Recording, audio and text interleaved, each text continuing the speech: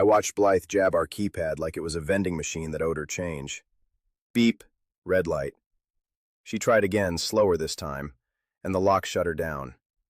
On the doorbell camera, her face went flat, and I felt something in my chest click into place. My name is Nolan Kincaid. I was 37 then, living in Denver, and I fixed old furniture for a living. Blythe was 36, sharp and exact, and our daughter Elo was 9, old enough to clock every fake smile in the room. That Sunday in early October, right after dinner, Blythe rolled her suitcase out of our bedroom like she was heading to a conference. She didn't rush. She wanted it to look normal. "Partnership Summit in Santa Fe," she said, smoothing her blazer like she was on stage. Elo leaned over her math worksheet. "Are you bringing me something back, Mom?" Blythe kissed her forehead. "I'll grab you festival merch, baby, something cool." Then she looked at me, eyes hard behind the smile. "Don't get weird while I'm gone, Nolan. I need you steady." I gave her a nod and nothing else. No argument, no pleading for details. I'd already learned that questions only gave her room to turn everything into a fight, and I wasn't doing that in front of my kid. I waited until her rideshare turned the corner before I let my shoulders drop. Not into sadness, into focus. I wasn't guessing anymore. There was another life moving alongside our marriage, and it was starting to reach my daughter. By the time I admitted that, I already knew I'd need help building a clean timeline, dates that lined up too clean, money that moved too quiet, and one name that didn't belong anywhere near my house. Inside, everything looked normal in the worst way. Plates drying, Elo's sneakers by the door, Blythe's perfume hanging in the hallway like a lie that wouldn't dissipate. Elo asked if she could watch a show, and I told her yes. Then I did the dishes with hands that stayed steady on purpose. I kept moving through the kitchen because the only thing that mattered now was keeping Elo's evening ordinary. I saved the clip, set my phone face down on the counter, and stared at the grain in the wood like it could tell me when my marriage started slipping. Looking back, the first warning wasn't some dramatic clue. It was how Blythe went silent whenever I talked about regular stuff like school forms, weekend plans, or what we were cooking on Thursday. She didn't argue, she just checked out, like real life was background noise. Blythe ran partnerships for a cultural foundation in Denver, the kind of place that lived on donors and appearances. Events were the magic word that covered everything. Late nights, donor dinners, site checks, and last-minute travel with a smile. At first I was proud of her, because she'd worked hard to get there and she liked being the one who made things happen. Then I started noticing she came home with energy for her phone and no energy left for us, like she'd already spent her kindness somewhere else. Little changes stacked up fast once I started paying attention. She turned off location sharing and said, "Donors don't like being tracked, and it's unprofessional." It sounded slick, the kind of sentence that's hard to argue with without feeling small. A week later, she changed the password on her laptop after years of leaving it open on the kitchen counter like it was a toaster. And when I asked why, she said, "Because I finally care about security, okay?" She started taking calls outside, even when the air was sharp and Elo was at the table doing homework. I'd hear Blythe's boots on the porch boards, her voice dropping into that soft, controlled tone she never used with me anymore. I'd ask simple questions after she came back in, trying to keep it light. "What time's the dinner? And which venue are you using?" She'd barely look up and answer with fog. "It's complicated. You wouldn't know them, and you need to stop interrogating me." One morning I went to load the dishwasher and found a small gift bag on the counter. Nice tissue paper, boutique tag. The kind of thing you don't get from a bulk sponsor box.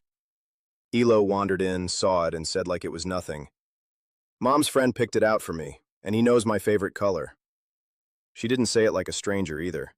She said it like this person already had a seat at our table. When Blythe came through the kitchen, I held the bag up and kept my voice calm. "Who's your friend that's buying gifts for our kid?" Blythe laughed like I'd told a bad joke and flicked her fingers at the tag. "It's sponsor swag, Nolan, and you are not turning this into something disgusting." Then she leaned in just enough to make it a warning. "Don't make it gross." I didn't yell and I didn't demand her phone, because blowing up would have been the easy trap she expected. Instead, I started listening for patterns, the way I listened for a loose joint in a chair before it snapped. I opened a notes app, typed the date of that gift bag, and hit save again. After Elo went to bed, I logged into our bank portal from my phone, keeping the screen angled away from the hallway like Blythe might appear out of thin air. I wasn't hunting for romance clues. I was hunting for damage, because money was easier to trace than excuses. I found the first trail fast, small transfers sliding out of our joint checking into a new account with only Blythe's name. 420 here, 310 there, always sized to look harmless. Then the numbers jumped. 1,850 labeled vendor deposit, and 2,600 labeled materials, and none of it matched our house, our kid, or anything we'd agreed on. I didn't confront her because confronting Blythe without a file was like stepping into traffic and hoping drivers felt sorry for you.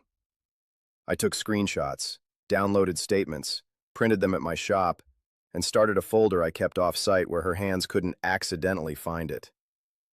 A couple days into that, Calla Mercer messaged me out of nowhere. I barely knew her, but she worked around Blythe and her tone was careful like she'd rehearsed it. "Nolan, I'm not trying to blow up your life, but she's been telling people you two are basically separated, and Keaton Vale is around a lot." That was the first time I saw his name in writing, and it hit with a force I couldn't ignore. I wrote back, "If you're going to say anything, keep it to what you personally saw because I'm documenting." Calla answered, "That's why I'm texting you, because it's not a rumor anymore." I saved the thread and took it to Gareth Sutter, a former investigator who did digital evidence work now. Gareth didn't act like a spy. He acted like an accountant with sharper tools. And he told me, "We stick to what's legal and what's provable, or it's useless." He pulled metadata from shared devices, synced calendars, location tags inside photos I already had access to, and the financial records I'd printed. He built a timeline that lined up with Blythe's events too clean to ignore, and he tied Keaton to a studio lease under an LLC, month to month for $2,750, with Blythe's card used for the deposit. I wasn't there for any of her other life, but she'd left crumbs without realizing it. Elo had snapped a photo on Blythe's old tablet, and when Gareth zoomed into the window reflection, Keaton's face showed up behind my kid, half cut off, holding the shopping bag while Elo wore that swag jacket. The piece that closed the loop came from Rory Vale, Keaton's younger relative, who posted a story with a geotag the same weekend Blythe claimed she was in a board retreat. Gareth archived it before it disappeared, then looked at me like he was done convincing and ready to build a case. Gareth labeled each file with the exact time it was captured. I sealed the tablet and printouts into a labeled envelope and snapped my shop drawer locked. I washed the dust off my hands, killed the lights, and locked up the shop. Then I drove straight to Marjorie Wren's office with my phone on silent, because this wasn't the kind of thing you could improvise. Marjorie was 52, squared off and unapologetically direct. Her office smelled like black coffee and printer toner, and her desk was clean in a way that made me feel messy just standing there. She didn't start with, "How are you holding up?" or any of that. She looked at me once, then at the folder in my hands and said, "Before you tell me anything else, I need to know your daughter's risk. Has your child met the other person?" That question hit me harder than the money. I stared at the edge of her desk like it might save me from answering, because part of me still wanted to pretend Elo hadn't been pulled into it. Marjorie didn't blink or fill the silence for me, and that was on purpose. I finally said, "I have proof she was around him, and I have a photo that shows it." I told her about the jacket and the reflection without dressing it up, and I watched her face for shock that never came. Marjorie nodded like she'd read this chapter 100 times. "Being angry won't help your daughter," she said, tapping her pen once. "What will help is moving before Blythe smells a plan.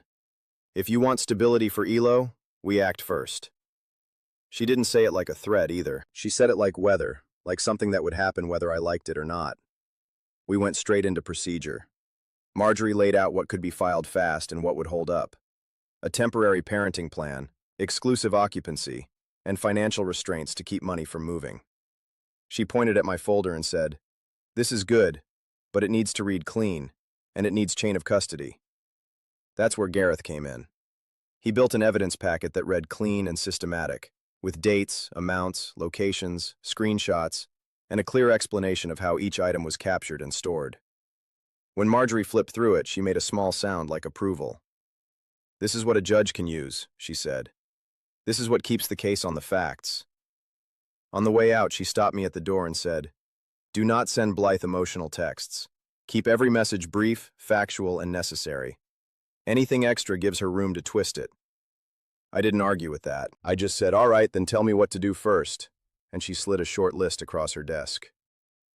The next stop was Elo's school. I signed in at the front office and asked for Greer Maddox, the school counselor.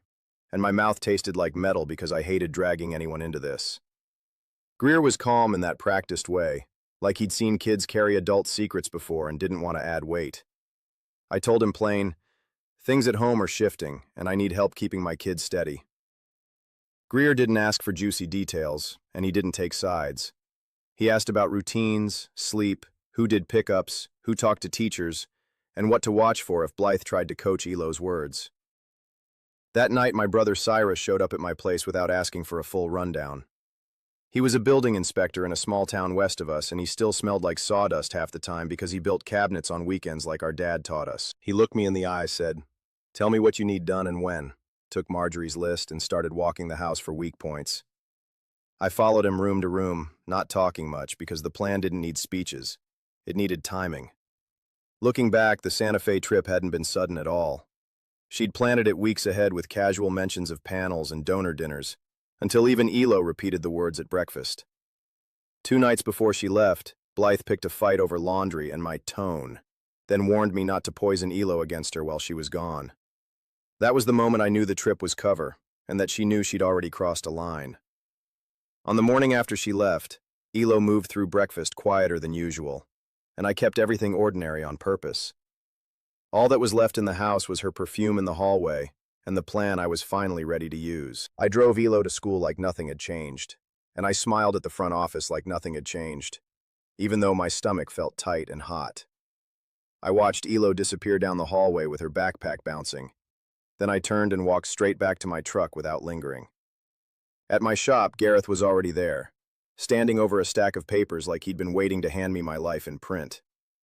He slid the timeline across my workbench and said, "If you act today, you're ahead.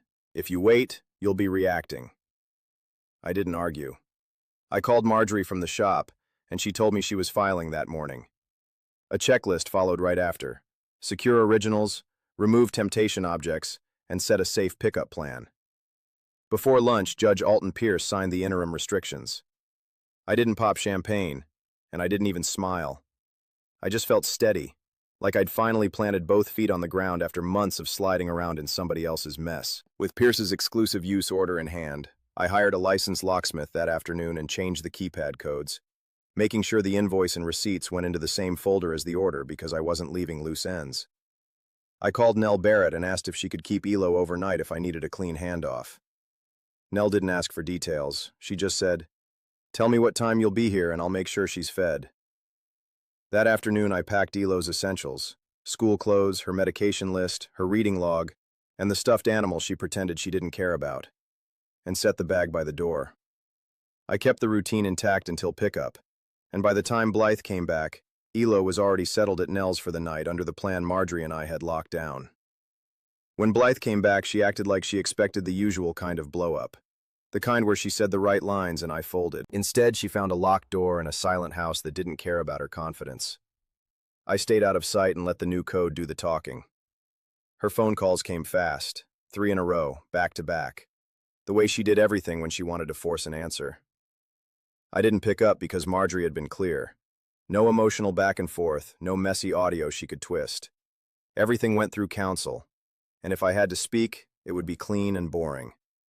When I finally responded, it was one text, exactly what Marjorie told me to send. "Check your email. Your attorney can contact mine." I didn't add a single extra word, because Blythe lived for the extra words. She started pounding on the door like she was trying to rattle the hinges. Then she caught herself and switched into her neighbor-friendly version. She stepped back, smoothed her hair, and waved at the doorbell camera with that bright, fake smile, like we were all in on a joke. The speed of that shift made me even more certain I'd done the right thing. About an hour later, she pulled her first big move and called the police, telling them I'd taken Elo. I wasn't there for the call, but later I got the incident number and read the body cam summary like it was a report about somebody else's life.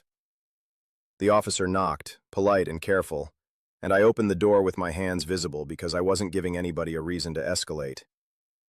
"Sir, we got a welfare concern about a child," he said. "Can you tell me where your daughter is and what's going on?"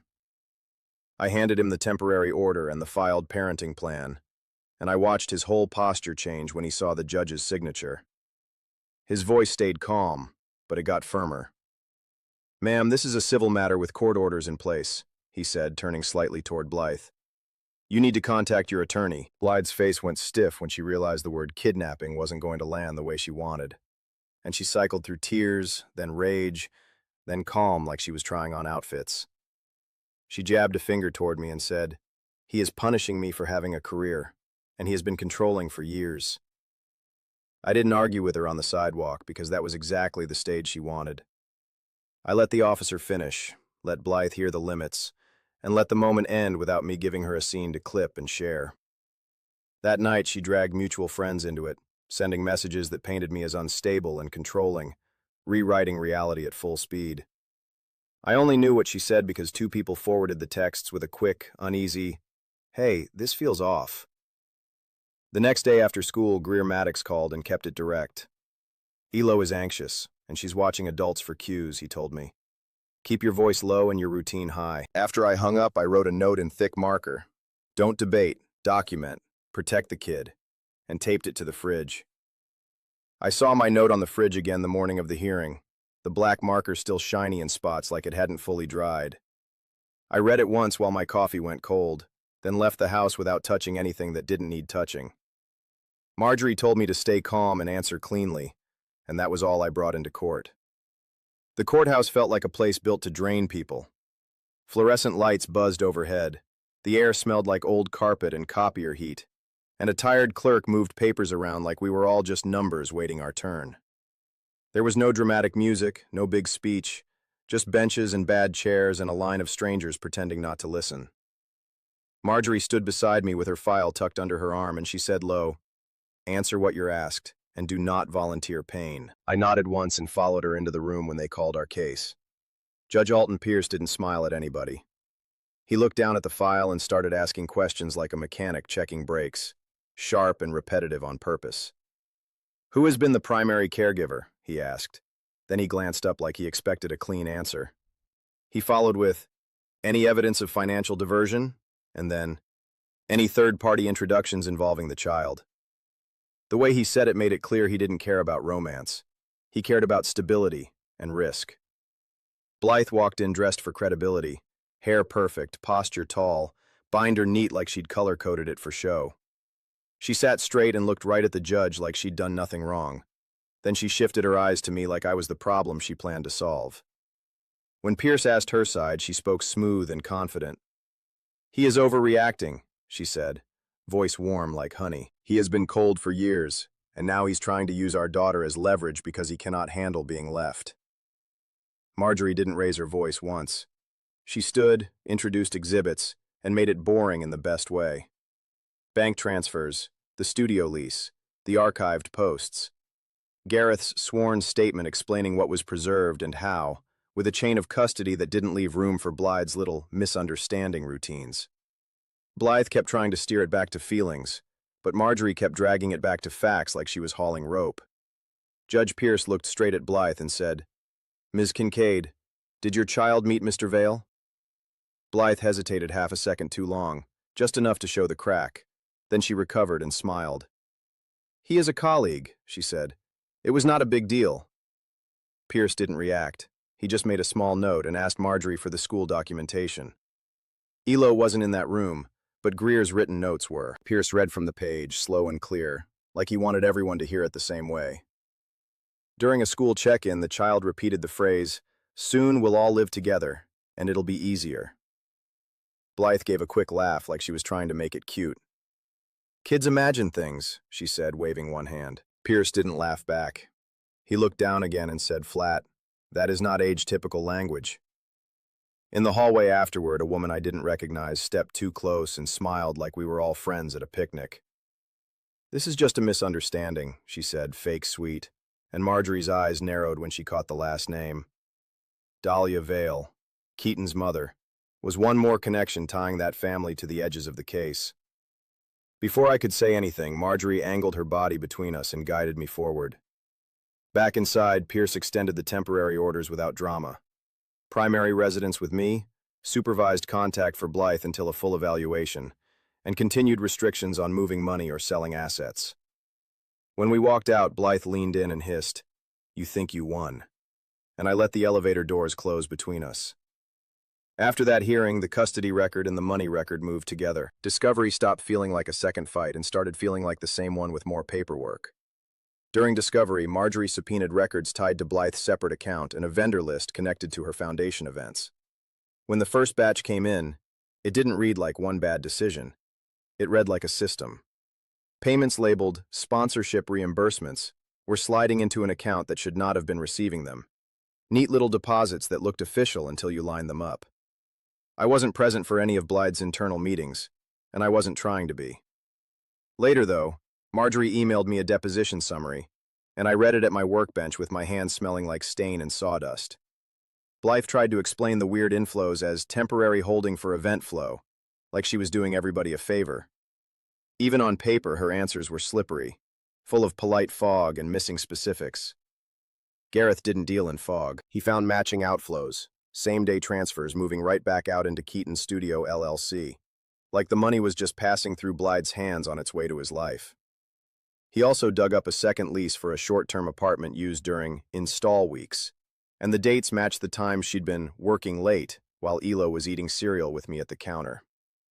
Then the ownership records filled in the rest. The building tied back to a small real estate group connected to Keaton's family, which made the whole setup look less accidental and more deliberate. Once the Foundation's finance committee caught wind of what the subpoenas were digging up, Blythe's co-workers stopped taking her calls. Calla Mercer called me from a blocked number and kept her voice low. "She is telling people an accounting assistant messed up," Calla said. "She is trying to shove it downhill before it hits her." I didn't thank Calla with big emotion, because that wasn't safe for her. But I told her, if you have anything you can put in writing, send it to Marjorie, not to me. Keaton bailed the second it got legal, quick and quiet. He didn't need a relationship, he needed a story. And Blythe stopped being a good story when subpoenas hit and names started stacking. Around the same time, Rory Vale messaged a mutual acquaintance in a panic and basically confessed Blythe and Keaton had been testing family life, with Elo present. I only saw it because the acquaintance forwarded it to Marjorie, and Marjorie forwarded it to Gareth so it could be preserved the right way. Dahlia Vale went online with vague posts about jealous men weaponizing courts, trying to pressure me socially without saying my name. I didn't respond. Marjorie answered with filings and preserved every post that mattered. By the end of that month, Blythe was on administrative leave, Keaton was unreachable, and the board had hired an outside auditor. Her other life didn't unravel because I screamed at her on a porch. It unraveled because the records held together, and I slid the next stack of printed exhibits into Marjorie's Dropbox with my name signed across the tab. I walked out of Marjorie's building with my hands still smelling like paper and ink, and the air felt different than it had in months. The temporary orders held steady, and for the first time I wasn't bracing for the next hit every time my phone buzzed. I'd been resisting one move because it felt like admitting the old life was dead, but the choice itself was simple. Denver had too many corners for Blythe to hide chaos in, and Elo didn't deserve that. Marjorie handled it the same way she handled everything else. She filed a temporary in-state relocation notice and got Judge Pierce's written approval, so nobody could later call it a stunt or another abduction claim. When she told me, she kept it simple. "If you move clean," she said. I told her, "I want boring and stable," and she said, "Then act like you mean it." So I left Denver with Elo and went west to Cyrus's town, where my dad's old furniture shop still sat behind a locked roll-up door. The town wasn't fancy, and that was exactly the point. Elo needed sidewalks, school drop-offs, and adults who meant what they said instead of adults who performed. On the drive, Elo stared out the window and asked, "Are we moving because Mom is mad at you?"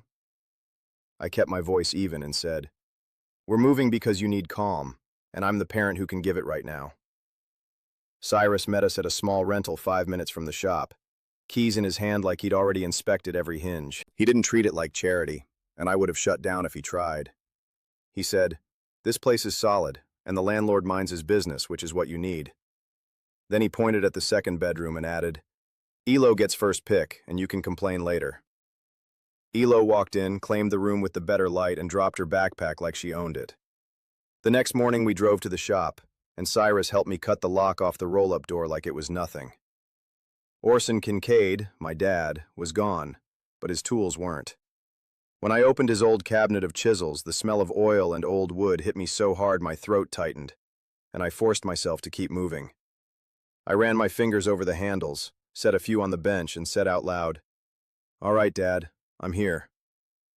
Work started coming in fast because small towns talk, and repairs are always needed. I fixed a church pew with a cracked support, then a worn dining table that had been sanded wrong years ago, then a rocking chair somebody's granddad built that creaked like it was begging for mercy.